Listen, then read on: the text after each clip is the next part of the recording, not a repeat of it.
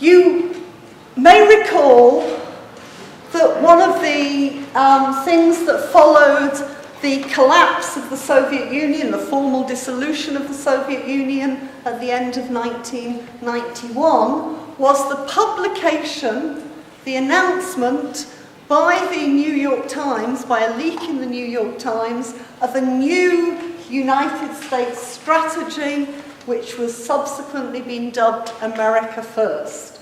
And what it heralded was a change in the situation, which meant that the United States, having become the chief superpower in the world, had a plan to ensure that it remains that way, and that no rival, Russia, China, or anyone else, was allowed to take its place, be a serious world competitor. And if you read that, I happen to have a copy of that article. If you read that United States leaked document today, it is breathtakingly accurate as a prediction of what the United States was going to do in the future.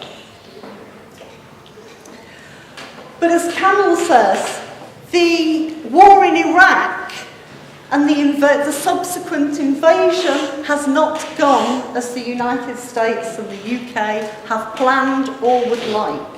On the contrary, far from stabilising a situation, far from establishing an orderly pro-Western presence in the Middle East that allowed America and its allies to exercise control over oil resources. On the contrary, it's gone very badly. In Iraq, even the pro-Western government nowadays is forced to ask questions, make demands on the United States to set a withdrawal date, and I agree with Camel, that's not going to happen. There are already, as a result of 9/11 and the subsequent occupation of Afghanistan, the United States has already established bases in Central Asia. It's established an ongoing military presence in Iraq, which is important from the United States point of view, which is important for the whole of the Middle East. And it is clearly looking to establish military outposts to defend its interests and elsewhere. But that's not simply created a situation where there's acquiescence. As I'm sure people know, Russia and China are exceedingly concerned about those bases, which they not incorrectly see as threatening them and their interests. And the Shanghai Cooperation Organization, which has shifted from being in the 1990s a diplomatic means of getting governments together in that region to resolve many border disputes, is actually taking on the characteristics of a regional security organisation. And that's very significant. And the reason I say it, it might sound a little bit sort of off-beam, as it were, in a conference that's talking about Iraq. But the reason that I say that is you will read very little about those initiatives in our media. But what I want to bring is the information that that is happening and that there is a resistance. And to refer again to what John said at the opening. Now, having said that, I'm not pretending that the picture is rosy. We don't believe in Stop the War, that we're going to have a short, sharp intervention and see an end to troops. But it is what we're analysing here today in an organised, political, strategic sense is something that's gaining the consciousness of British, European and even North American opinion. And that's important to bear in mind, because sometimes it seems as if we're battering against a brick wall. But it's not the case. Opinion is shifting.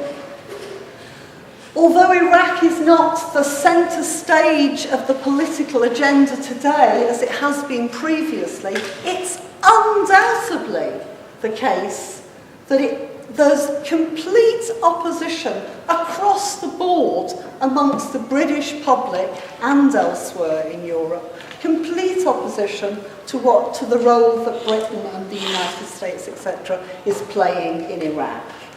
And more so, from the perspective that I'm trying to outline, more important, more informative even, is the fact that in our opinion, the public consciousness is changing on Afghanistan. Recently, about an opinion poll conducted by the Washington Post in the United States. And it pointed out that, according to its survey, 54% of US citizens thought that the war in Afghanistan was a failure, compared to 24% a couple of years previous to that. In other words, there's a dramatic shift. And I think it's also the case in Britain that understanding of Afghanistan and its sort of failure and its undesirability is advancing. It's no longer said with such ease, oh well, Afghanistan's a good war, if I can use that as a shorthand. In other words, it's a poor country, it's under a repressive regime, we're in there helping to rebuild civil society, rebuilding its resources, giving it a hand on the road to democracy and so on and so forth. People are beginning to question, and the fact that the deaths of British troops are increasingly in the media at the moment means that they're going to question that more. And therefore, the struggle for Iraq in particular is aided by the growing consciousness and the growing resistance to what people see as a US and UK military imperialist strategy.